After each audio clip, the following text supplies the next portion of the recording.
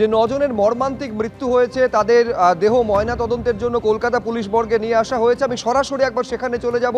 ঝিলম করঞ্জায় আমাদের প্রতিনিধি রয়েছেন। ঝিলম,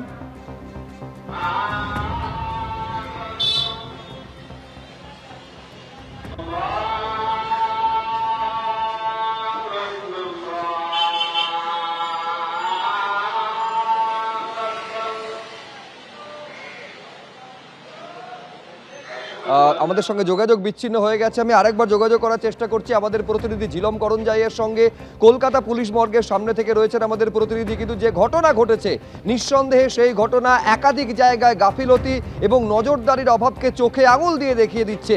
সব থেকে বড় প্রশ্ন, ঢিলছোড়া দূরত্বে একেবারে দমকলের হেডকোয়ার্টার থাকা সত্ত্বেও 1 কিলোমিটারের মধ্যে থানা থেকে শুরু করে কলকাতা পুরসভা থাকা সত্ত্বেও কারুর কোনো নজরে এলো না কেন? নাকি সবার সব কিছু জানা ছিল, আসলে সবাই চোখে ঠুলি পড়ে বসেছিলেন?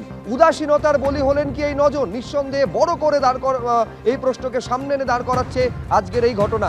আমি সরাসরি যোগাযোগ করতে পেরেছি আমাদের প্রতিনিধি ঝিলম করঞ্জাইয়ের সঙ্গে। ঝিলম, একদমই এই মুহূর্তে আমরা কলকাতা পুলিশ মর্গ মেডিকেল কলেজের সেখানে রয়েছি এবং যে 9 জনের দেহ উদ্ধার হয়েছিল, মেডিকেল কলেজে নিয়ে যাওয়া হয়েছিল, তাদের ময়না তদন্তের প্রক্রিয়া শুরু হয়েছে।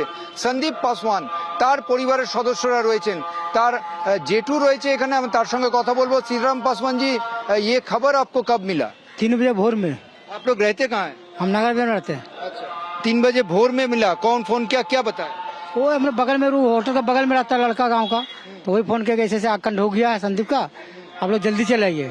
हम लोग कहाँ है, देखा है आप? बोले पुलिस जाने नहीं दे रहा है हम लोग का।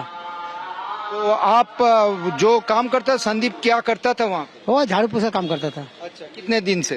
6 महीना हुआ। तो अभी क्या बोलेंगे आपको इसको लेके प्रशासन को? क्या बोले प्रशासन को, जो हमको मुक्ता दीजिए, उसको कमाने वाला कोई नहीं है। वही तो कमा रहा था, घर में एक बहन है, भाई है, माँ है, उसको कैसे चलेगा संसार, वो भी सोचना हमने। तो अभी पीएम शुरू हुआ है क्या? नहीं, शुरू नहीं हुआ अभी। कहाँ शुरू हुआ अभी? অর্থাৎ ময়না তদন্তের যে প্রক্রিয়া সেটা চলছে এখনো। আদৌ ময়না তদন্ত শুরু হয়েছে কিনা তারা জানে না। তার আরেকজন আত্মীয় রয়েছেন। क्या बोलेंगे ये घटना को लेके? आपका जो भतीजा का ऐसे हुआ है, भाई का क्या हुआ है, क्या मिला है आपको खबर? हमको खबर 4 बजे सुबह को मिला है, मॉर्निंग टाइम में। वो मैं गांव के बगल में रहते हुए बताया कि ऐसे ऐसे बात हो गया है संदीप का। बोल कैसे हुआ? बोल फ्रिज फट गया था, ब्लास्ट कर गया है, उसके कारण से आग लग गया था और आग लगने के कारण शायद डेथ हो गया है। एबीपी आनंद एगिए थाके एगिए राखे।